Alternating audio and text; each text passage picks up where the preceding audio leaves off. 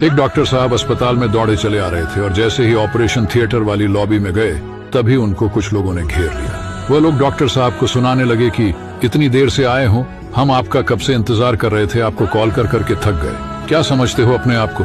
आपका बच्चा होता है तो आप इतनी देर से आते क्या? डॉक्टर साहब कुछ बोले नहीं, वो सीधे ऑपरेशन थिएटर में चले गए।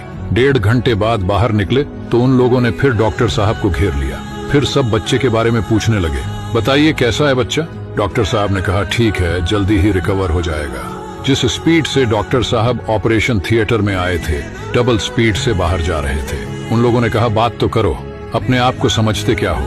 डॉक्टर साहब ने कहा, जो भी सवाल है उन सब के जवाब नर्स दे देगी, आप चिंता मत करो।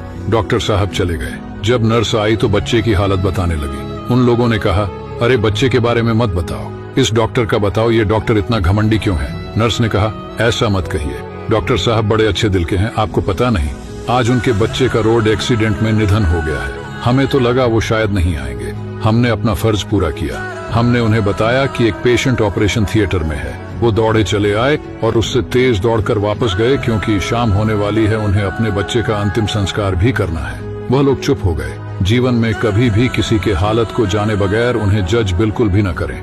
वीडियो को लाइक करके हमें फॉलो जरूर करें। एक आदमी ने एक खूबसूरत लड़की से शादी की। वह उससे बहुत प्यार करता था। एक दिन उस लड़की को चर्म रोग हो गया। धीरे धीरे वह अपनी खूबसूरती खोने लगी। हुआ यूं कि एक दिन उसका पति टूर पर निकल गया।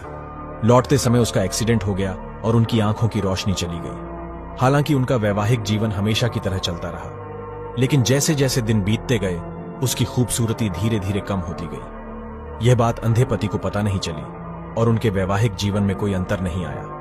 वह उससे प्यार करता रहा और वह भी उससे बहुत प्यार करती थी। एक दिन वह लड़की मर गई। उसकी मृत्यु से लड़के को बहुत दुख हुआ।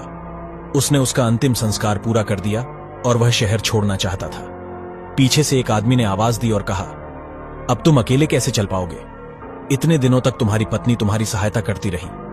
उसने उत्तर दिया, मैं अंधा नहीं हूं। मैं अंधे होने का नाटक इसलिए कर रहा था क्योंकि अगर उसे पता होता कि मैं उसका बदसूरत शरीर देख सकता हूं तो इससे उसे उसकी बीमारी से ज्यादा दुख होता। इसलिए मैंने अंधा होने का नाटक किया। वह बहुत अच्छी पत्नी थी। मैं तो सिर्फ उसे खुश रखना चाहता था। कहानी का सार, कभी कभी खुश रहने के लिए अंधाधुंध व्यवहार करना और एक दूसरे की कमियों को नजरअंदाज करना हमारे लिए अच्छा होता है। यदि आप मुझे फॉलो नहीं कर रहे हैं तो शायद आप मुझे कभी ना देख पाए। अगर आपने फॉलो किया है तो बधाई हो, आप हर रोज कुछ नया सीख रहे हैं।